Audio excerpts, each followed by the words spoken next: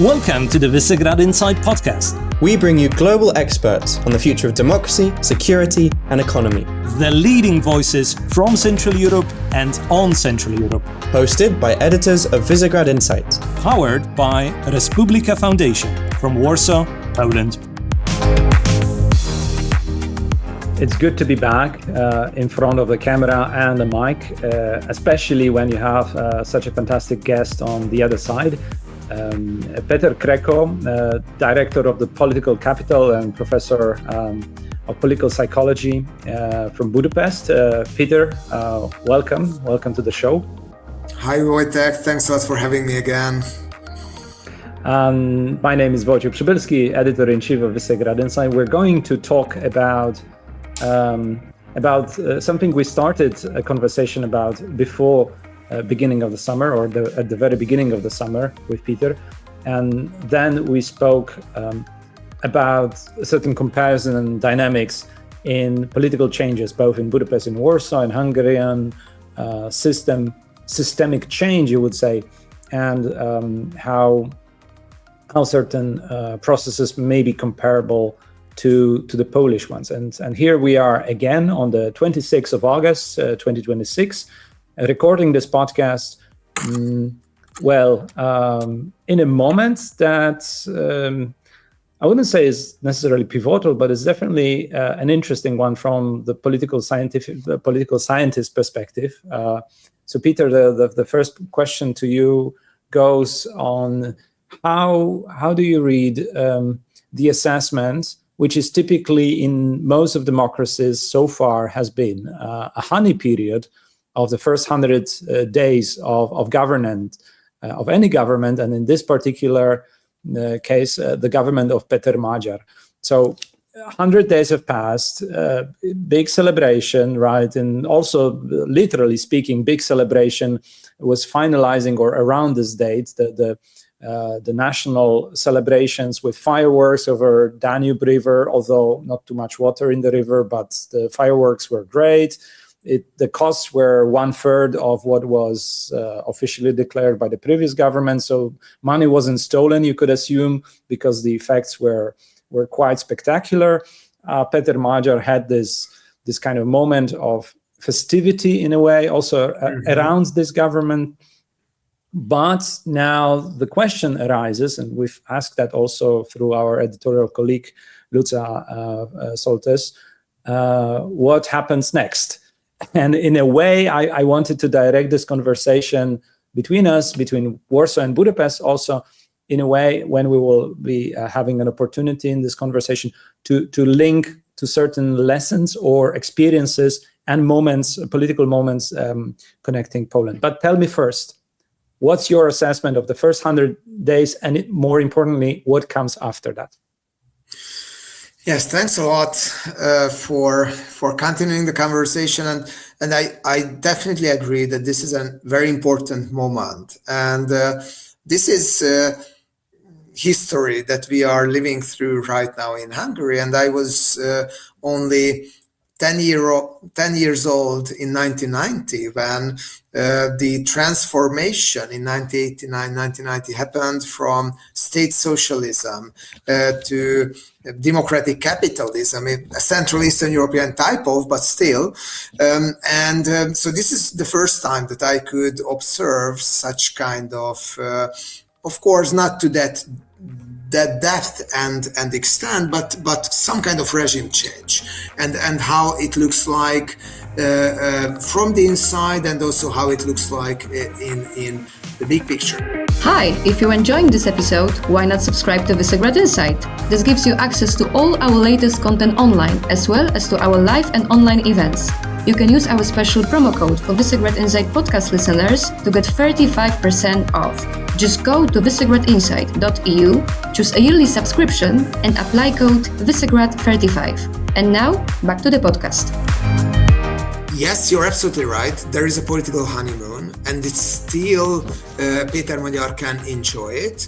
And do we have any rules, strict rules on how long political honeymoons typically last? I don't think so. I think it's partially depending on the context, on the antipathies towards the previous governance, which are pretty strong. We can see it in the polls, and the performance and the ability of the new government to raise attention and prolong this honeymoon. How Péter Magyar tries to prolong this honeymoon. Why do I say that it still lasts? Because still in the public opinion polls, TISZA has more than 60% approval rate, which is like almost 10% higher than it was on the election day. So it's a pretty robust and massive support still. I think Péter Magyar tries to prolong the political honeymoon via three main ways. First, highly efficient communication. I would argue that Hungary has been a spin dictatorship during the period of Fidesz and under the Orbán regime. Right now, I think it's a spin democracy in the sense that spin and communication is similarly important than it has been. But at the same time, of course, it is done under much more in a much more democratic spirit, and I will elaborate on that a bit later. But highly efficient communication. When there were some issues on the Danube, and yeah, the Danube is on a historic low level at the moment, which endangered electricity supply. Half of Hungary's electricity comes from the Paks nuclear power plant that needs to be frozen by the water and cooled, by the water that is coming from the Danube, and it had a very low level. So what happened in the last few days? There were a few concrete blocks put in the water close to this power plant to raise the level of the water, and Péter Magyar was all around. He was jumping on the stones and he was walking on the water practically while standing on the stones that were put in the Danube. So it was mediatized as an action movie, an action hero movie, and here, so I think he does his best to communicate everything he can, and so far I think he can do it in a very high entertainment value. Of course, the question is that can you do it constantly for 4 years? Here I'm a bit more skeptical. Mm-hmm. Peter, I wanted to go through a checklist of major political achievements, because this 100 days honeymoon is not just honeymoon. I think you pictured it perfectly, and this spin democracy phrase is really sticky. It catches, I think, if anyone is following Hungarian social media in particular, you can see how much there is a spin indeed of videos, of communication, of storytelling, of still unraveling the ancien regime of Viktor Orbán. But exactly. The question also arises there on the communication. I'm sure we're going to come back to that in a moment. To what extent this is something new? To what extent it's just new techniques of the old methods? Because let me recall it. I remember 2013. Viktor Orbán, not as obese, so to say, not as much more physically fit, really jumping on the fences, going on the river banks when there was another crisis, which was actually flooding, not the drought, but the flooding. It went through all of Central Europe. But I think, the rivers problem across Central Europe. We don't have hurricanes and tornadoes that much, but of course there are other natural disasters. And following the old maxim or the old saying, never let a good crisis be put to waste, he was capitalizing these moments in terms of political communication. That's political communication. I would like to come back to that in a moment, but I wanted just to do this checklist of what was actually happening, because there was a promise with the election to dismantle the old system. And I wanted to do this kind of balancing assessment of to what extent it has been so far successful, to what extent it was not. We have been seeing a change of the system, a recalling of the changing of the electoral system that has received also some criticism in Europe because of the term limit for MPs, and also some retroactive measures, which seems like not just militant democracy, but there are some legitimate questions about whether this is not interfering with the rule of law per se, as kind of a general concept that law does not act retroactively, that prevents, for instance, Mr. Viktor Orbán from ever becoming a prime minister again. There was a recalling of President Šuljok against his wishes, but eventually he has signed a law that deprived him of the mandate, and we have a new president, which is an element not as critical as in Poland, where president is elected from direct vote. But it is a very important element of the system of power for governance, for effective introduction of the reforms. So you have seen this element of moving forward to preparing a series of reforms that are obviously necessary. And there are a series of reforms also required by European Commission to unlock the funds. There are some deadlines by the end of this month.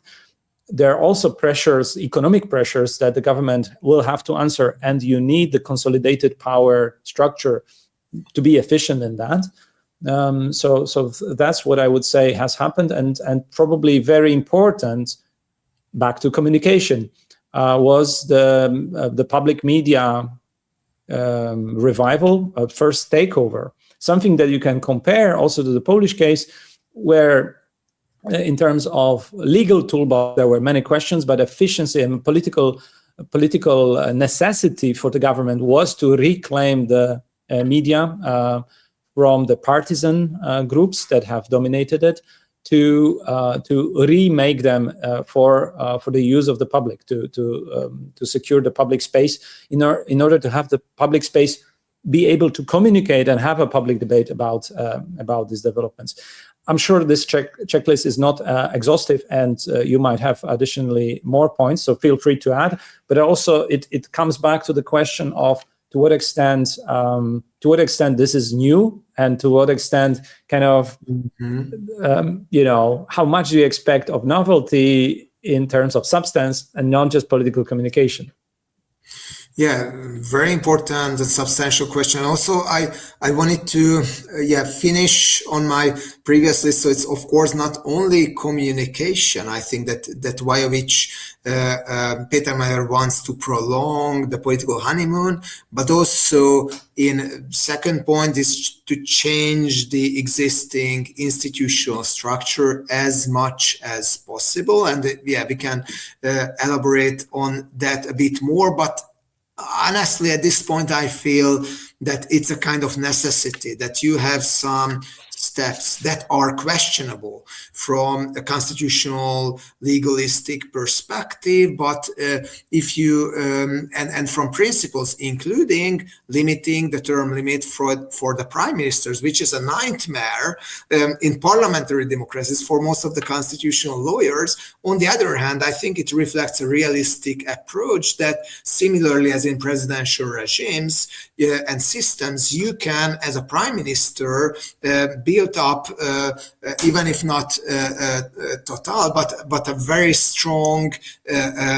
power conglomerate that makes it almost impossible to replace you after a while. So I would say that this is one example where I think it may be a bit more realism against the some constitutional legal perspectives can be helpful. So yes, he wants to make and transform the institutional system as much as possible, and also it's important in terms of governance. And I think it's important as a message in itself that there is a change, there is a break from the previous point. And I think third, similarly important, is he wants to deliver on the anti-corruption promises and taking back money, which on the one hand, again, is a strong promise and there is a strong demand from the public opinion. On the other hand, it's an economic necessity. Hungarian budget is not in an easy situation. If you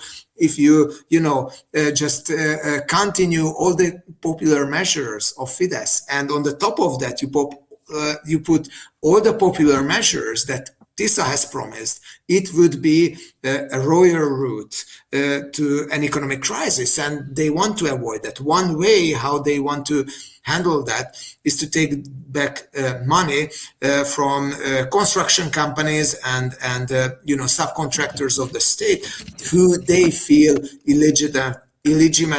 illegitimately obtained it in the previous term. So yes, all of these are important. And coming back to your checklist, I think it's a comprehensive one, and honestly, and this is where I think it's good that we as analysts are talking about this issue, because in the public opinion, and maybe you could observe it in Poland as well. I remember in the international public, it was like that. And in Hungary as well, you have to, there is a conflict right now, I think, between two important perspectives. One is the idealistic one. There was a dictatorship, right now it's a democracy. So it's a black and white thinking. And it's like everything was bad in the past, everything is good now. And of course, surprise, surprise, reality is a bit more complex, nuanced than that. Yeah. Reality bites in our budget, in our pockets, usually. Exactly. And of course, the nature of power remains the nature of power, even if I think there is a very different line of exercising power right now than it was. I think you must be right that maybe when it comes to political communication, what Péter Magyar does is maybe good political communication, social media supported, and so on, that builds on existing recipes. My point here would be that you always need a personality, a kind of charismatic or charm, as Julia Sonnevend would say, a personality with a charm who can sell the whole communication, who is in the center. And in that respect, of course, Péter Magyar's communication is unique, as his personality is unique. But on the other hand, of course, there are some areas, and I think maybe the transformation of the public media is something that is more into that category. Then you see all the specters from the past, from previous state media systems, when you, of course, still have the problem of state interference, where there are new journalists. Some of them want to be totally independent. Some of them probably want to get some good points from the new owners of the power. So there are multiple motivations. There is an institutional change, which I think we just should not expect that it is going to be perfect. And my point, I think it will be a very, broad and vague assessment. But if we take a look at the whole institutional changes, the system of institutional changes at the moment, is that I think it's a rather good democratic transformation so far, if we think imperfection is a rule. And I do think that imperfection is the rule. And in that broader picture, there are, I think, appointments that I think are absolutely promising and fulfilling, I think, all democratic expectations. The new president, even if the previous president was, as you said, removed in a rather legally unorthodox manner, but the new president just, I think, represents the best of pluralistic, democratic, constitutional approach that that Hungary definitely needs at the moment. And also, I think let's say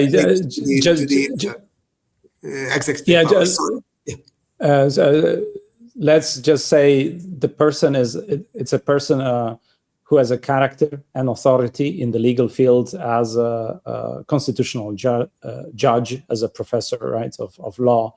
The new president isn't just someone, it's someone who defied the takeover of the system of justice by the previous regime, by Viktor Orbán's regime. And I think the authority of the new president as a personality comes here.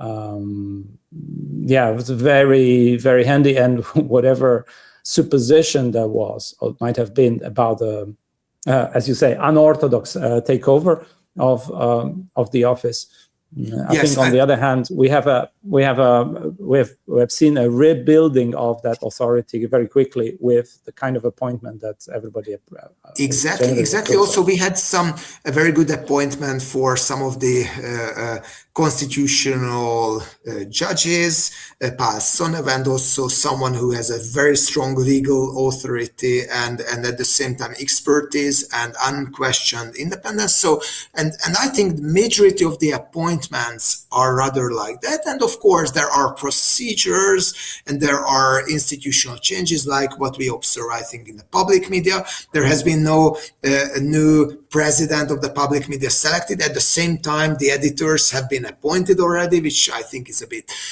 strange. And also the selection right now of the head of a new office that aims to take back the money that was perceived to be some kind of corrupt money from the previous term. And also it's an anti-corruption agency that I think combines some investigative power with some power of the attorney, and at the moment it's still ongoing how the leader of this office is selected, but of course it's not it's also highly imperfect in many sense. But again, I will just repeat my point that I think imperfection to a certain extent is not just tolerable, it's absolutely normal. We shouldn't expect perfection only exists in utopias and in imagination, but not in reality. Hello again! If you're enjoying this episode, make sure to give us a rating. It really helps boost our platform and invite more guests for you, our listeners. Let me offer a quote from Péter Magyar, who at the end of August, a week ago, on the 21st of August, said, a party could win the elections, but only a community, probably by that imperfect translation, he meant society, could achieve the change of system. And I think these are words of a wise man, and clearly someone who is aware or communicates that he is aware of limitations of what a simple government change can achieve. It's very interesting for me to try to make an assessment of how deep this change goes and whether it is tied to new persons, new personalities on board, both in the parliament, even looking at TISZA, sorry, not TISZA, but Fidesz members, we see seconds. Kind of backbenchers or people who haven't been in the parliament before from the Fidesz ranks. We have a lot of newcomers, a lot of new faces. There is a feeling of a change. There is a feeling of elite change. My question is, how deep does it go? You already mentioned some of the changes and that are necessary, for instance, for on positions of people who are dealing with public media, on editors. I'm thinking also about the question of local governance, local administration, perhaps something deeper even than personal changes. And I'm comparing that, as we are speaking, in the first year of TISZA government and the third year of civic coalition government here. Elections in Poland are next year. How much that element is felt missing in Poland through the promise, as you said, of a very idealistic moment in 2023, when impossible has happened, just like in Hungary, and the society has spoken and chosen a different path for itself, including the government. But then the elements of this change, this kind of perceived sociological, even political sociology change in terms of elites, in terms of people who are around, isn't so felt and perceived. So my question to you, looking at Hungary, to what extent the community, the society, also the elites on different levels of the society are undergoing a certain change? Broad assessment, we don't have enough time to discuss many of these cases, but I think our audience deserves at least this angle, also your opinion on this. Yeah, thanks a lot for bringing it in. And I think it's also crucially important because even if we live in representative democracies where finally this is an elected group of leaders and elites who make the decisions, of course, their ability to make changes all depend, I think, on the societies themselves, how much the societies are also ready to change and how much do they perceive change.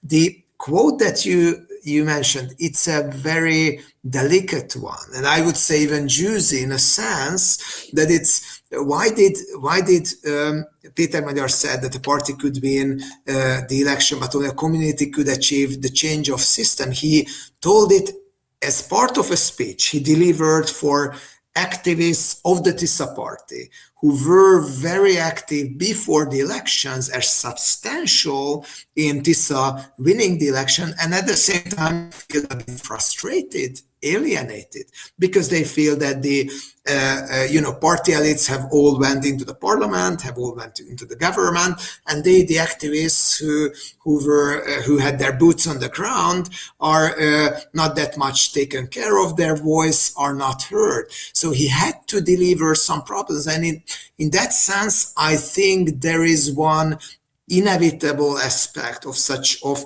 when you turn from campaign into governance is that there is just a smaller group of people who could participate on the latter and can have leading positions and can have their say around the table. And there is some kind of frustration around that, which I would not equate this problem to that how much the society feels that the elite represents them.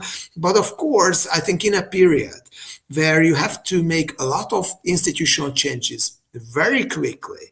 And I think maybe the trilemma that you had in Poland in a bit of different form, but exists in Hungary as well, that it's very difficult to do things quickly, efficiently, and democratically and legally perfect at the same time. And there has been a few examples where I think it didn't work. Péter Magyar have just announced that there will be a wide consultation on the president itself. Judith Polgár, the chess world champion, have been announced by him, and then she did not take the nomination because she felt that there was no public discussion about that at all. So I think so far, if you take a look, just to shorten it, if you take a look at the public opinion polls at the moment, I think the public so far has been rather satisfied with how the things are going on in Hungary. And I think there is sometimes a reality, sometimes more of an illusion that the public feedbacks do matter. There will be also some institutional pilot projects in terms of channeling the public will into the decision making that is having also body of a ministry in the government when it comes to that. I mean, when it comes to channeling wide public will into the governance beyond public opinion polls, and when it comes to direct democracy in a representative democracy, I'm much more skeptical, but it's maybe only me. So we are at the beginning of an experimental project. Let's see how it develops. So I think from 1 year now on, we will see more on how much the society feels engaged and versus alienated. Of course, pro-governmental voters, I think generally are still in a rather euphoric mode. We'll see how this euphoria continues when difficult moments hit. And I keep fingers crossed for Hungarian economy to recover. Many economists we spoke with, András Simor earlier this year said in his first assessment after elections that the public enthusiasm is one of the key elements for economic performance, because consumer confidence and investment confidence comes with it, and that is the critical element.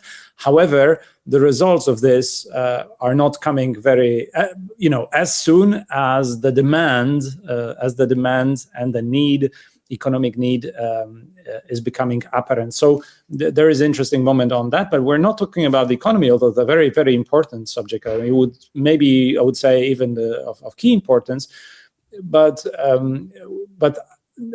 government is promising us, and I think by mid-October we will have a amplification of the topic that many other democracies in the region have went through. And I mean, namely, the concept of transitional justice, a certain kind of closing a chapter on the past dependencies and the illegal control surveillance state, but also corrupt linkages between security services, police services, and system of control and profits and oligarchization. Namely, Balindrów, the chief, the head of the cabinet of Péter Magyar, is tasked with preparing a lustration law of its own. Hungary never had the concept of lustration in its political dictionary. I was giving some talks and seminars in a number of universities in Hungary, and I was around our book we published, Understanding Central Europe, and the concept of lustration is present everywhere around, in many countries where you had to deal with a difficult communist past. For various reasons, we don't need to go into these reasons in particular. This wasn't done in Hungary. But the moment it was done in other countries, it was always bringing up some sort of sense of injustice, the process itself. Perhaps Hungary might be better positioned now, having looked at all the other countries and lessons, what not to do and how not to deal with that. And it's uniquely positioned with the kind of majority it holds now in this revolutionary moment, democratic revolution. Nonetheless, there are some pitfalls, and we're going to see by mid-October, I think that's the promise, some elements of implementation of that law, when we will see some of the old archives, we will see some of the families being maybe stigmatized in a way. Again, I'm coming back to this concept of, who's the enemy within, and Viktor Orbán is playing with that card quite well. Here we might see it again, right?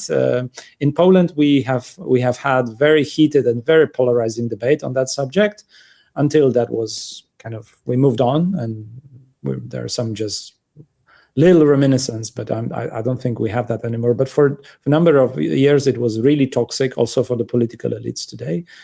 What do you expect of that? What do you expect? How Hungary can cope with this challenge? I have to say I was fascinated by a TV series that was then taken down. The TV series was called The Informant. I think it was screened by it was aired on HBO,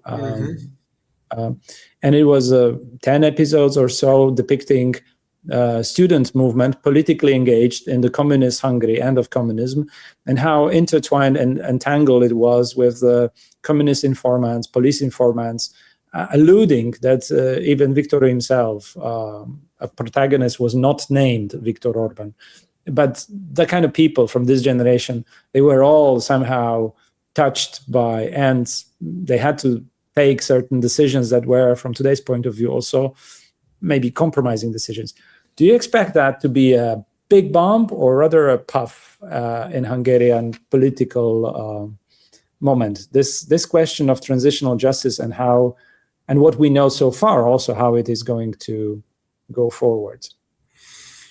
Yes, a very great question, very difficult to respond it shortly, but I will try my best. So I think there are two interconnected problems here. One is, the continuity versus discontinuity. When it comes to the current political elite and the governance and the new government, which, I mean, the leader of whom was an insider in the previous regime as well. So how much do you keep on the previously existing institutions that we just discussed, that here we see much more discontinuity. How much you rely on the people and the expertise in the previous regime, if you do not want to paralyze the state institutions immediately. Here, I rather see more continuity in the ministries, and it's not homogeneous and absolutely leveled everyone, but here I think there is more continuity, and also how much you have this continuity versus discontinuity when it comes to the norms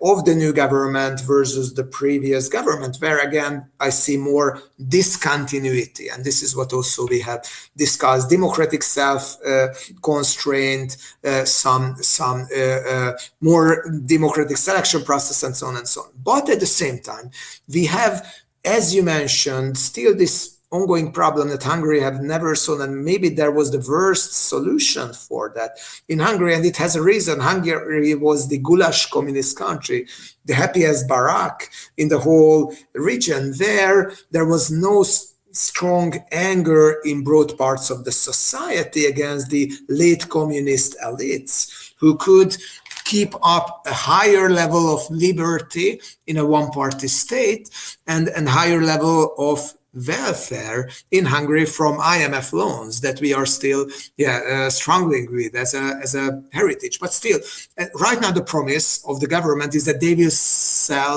will solve both problems: the continuity with the previous socialist regime and breaking it, and the continuity with the previous Fidesz regime and breaking it.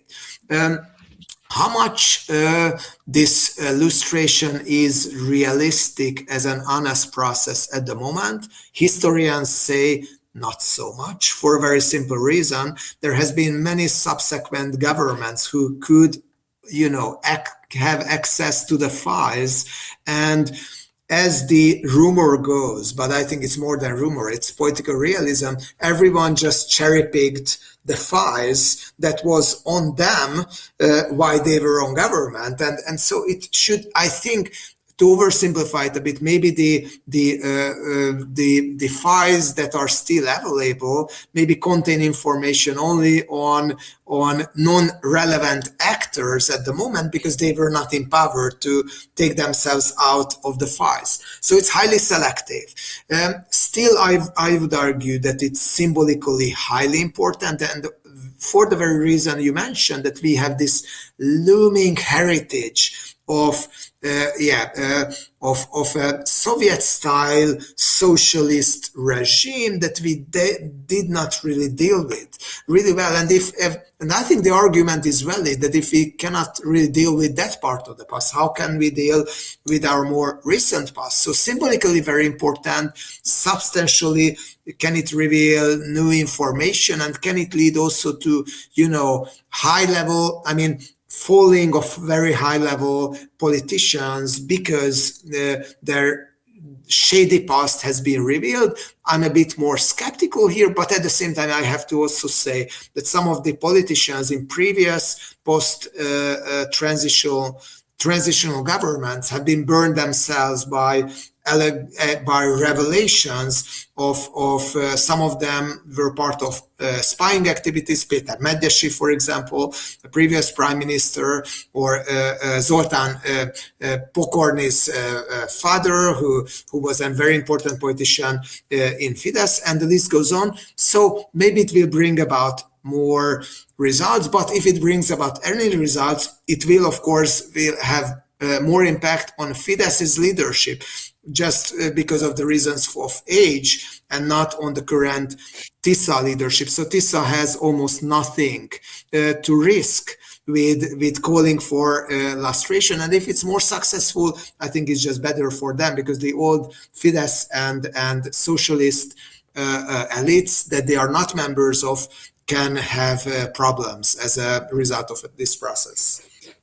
I think we can pause this question for now and wait for more details as they will be revealed before the celebrations of the 1956 revolution, which marks the deadline for the government set for itself exactly in middle of October to actually demonstrate some results. And I'm sure we will come back to that. It is an issue of democratic security that we hold dear and focus so much in our analysis, in our writing, and in those podcasts. Peter, I think this is time to let you off the hook. It's been an utmost pleasure to discuss and compare. Still, I think there is still room and probably an ambition maybe to focus on Poland next time. Yes, I wanted to hear a bit more about Poland. So next time we should definitely elaborate more on that part. I can promise to our listeners there are things happening, and ahead of the elections in October, at least by the schedule in October next year, there are already some interesting developments. We have written in our previous weekly outlook that essentially before the gun, Tusk has jumped into a sprint and electoral campaign has unofficially begun, with a number of other events happening also on the right wing in the opposition. So stay tuned, follow us on our website, on social media and Substack to know more. And Peter, big thanks for this conversation, your insights, and let's go back again to the conversation later on. Yeah, I will be happy to return if you invite me, and it was fun. Thanks a lot for having me on the show. And that's all from this week's episode of the Visegrad Insight podcast, bringing you the leading voices from Central Europe and on Central Europe. Make sure to subscribe, and we'll be in touch next week.